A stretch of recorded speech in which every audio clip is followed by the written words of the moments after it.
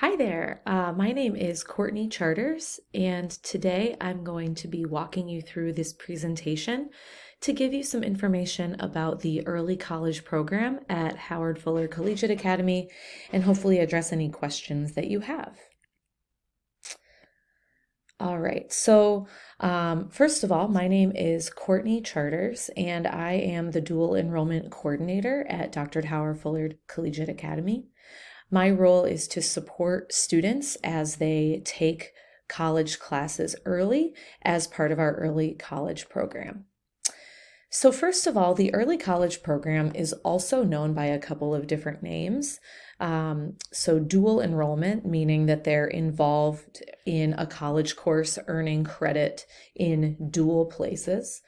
At some colleges like MATC, they call it the Start College Now program. And then through UW-Milwaukee, it's called the Early College Credit Program. So those are all names that you might hear students referencing. They all mean the same thing. And what we mean by the early college program is that students take a college course at a local college while they are still in high school, usually in their junior or senior years with us. If they pass the class, meaning if they get whatever is considered passing by the college, by the class that they are in, their professor's syllabus, they would earn college credit and they would also earn high school credit. So they'd be closer to high school graduation, but they'd also be earning college credit so that they're closer actually to their college graduation. The college class is averaged into both their high school and college GPA. So for example, if they get an A in their high school class, they would earn a 5.0 that would be averaged into their high school cumulative GPA. And then that same A would be calculated into their college GPA at a 4.0. And so if they earn 2 A's in 2 college classes, that means that after they graduate from high school, they are going into college already having a 4.0 college GPA. So it's really exciting. So, dual enrollment or early college classes are considered an honors level class at HFCA. That means that if they earn a B or better in the class, so if they earn above an 80%, the class will then be counted on that 5.0 scale, just like honors classes are. So a B, instead of counting as a 3.0, would be bumped up to counting as a 4.0, so it almost mirrors an A in a non-honors course. And if they earned an A in the college class, it would be factored in as a 5.0 instead of a 4.0 in a non-honors class. So it's really important that your child really focus on getting at least an 80% in the college class because that can have the highest impact on their high school and college GPAs.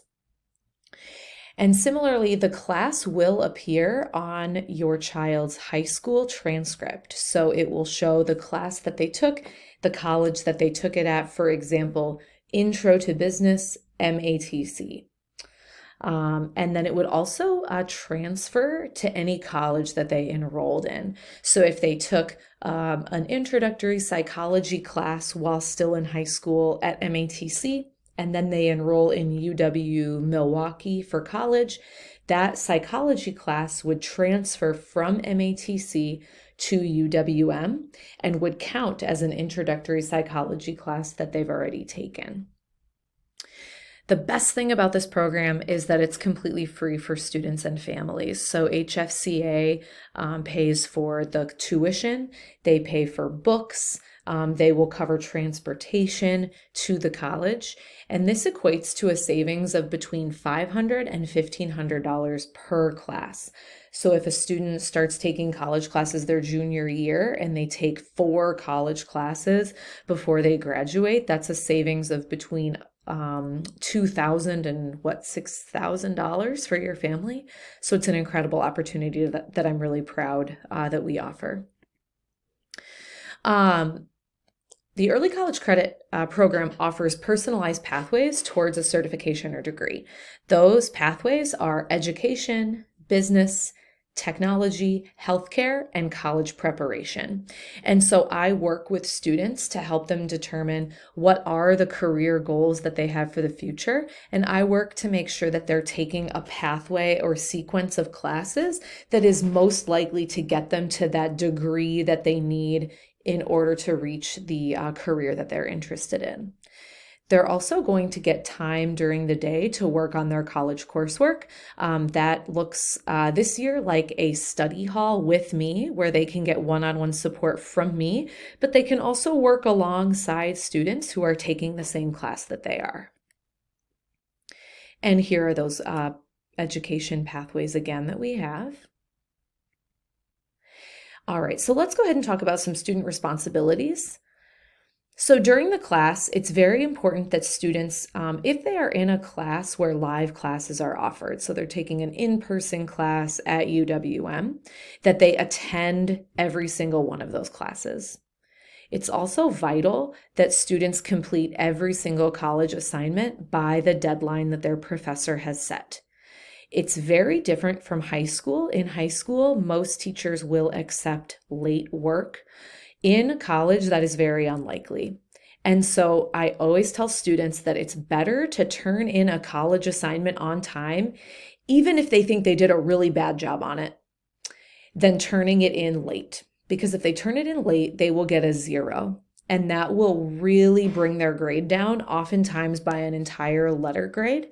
Whereas if they turn in something that isn't even their best work, they'll probably get at least a C on it, and that will keep their grade where they want it to be. It's very important that students maintain at least 90% attendance in their high school classes so that they're coming to school to get that study hall time with me to work on their college assignments. It's also really important that if your child is going to miss a day, or if they are worried that they're not going to be able to turn in a college assignment on time, that they communicate with me and with their college professor early, at least a week in advance of the anticipated absence. And it's the responsibility of the student to earn at least a C in the class. That C ensures that not only they'll get high school and college credit for it, but that it won't bring down their cumulative GPA in the meantime. These are some policies just to ensure that we don't have students enrolled in a class that they're not going to be successful in. So if attendance is low in the first week of school, they will be dropped from the class. Similarly, if a student fails to turn in their first assignment in their college class, they will be dropped from it. That just ensures that students are not being set up to fail. Perhaps they aren't really ready to take a college class, and in that case, dropping them is the best way to ensure that their GPA is safe and that they aren't ending up, or the school isn't end up being charged for a class that your child isn't going to be successful in. I will say that there is a cost associated with students who fail the college course, but I've only had it happen one time, and it was for a student who completely stopped turning in any assignments. So if a student gets between a 0% and a 64% in the class, an F or a D, they will need to pay back 10% of the cost of the class.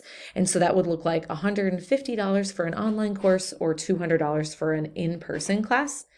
If they get a D, meaning a 65 to a 69%, they'll have to pay $100 for an online course and $150 for an on-campus course.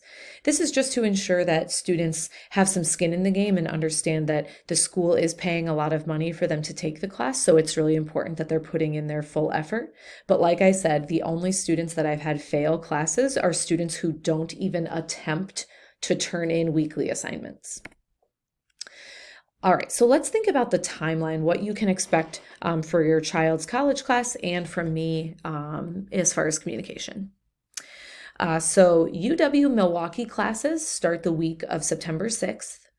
MATC classes start on August 22nd. And I should add that there's a orientation on August 23rd that I emailed you about separately for students who are taking their first MATC class. And then Herzing courses start on September 8th.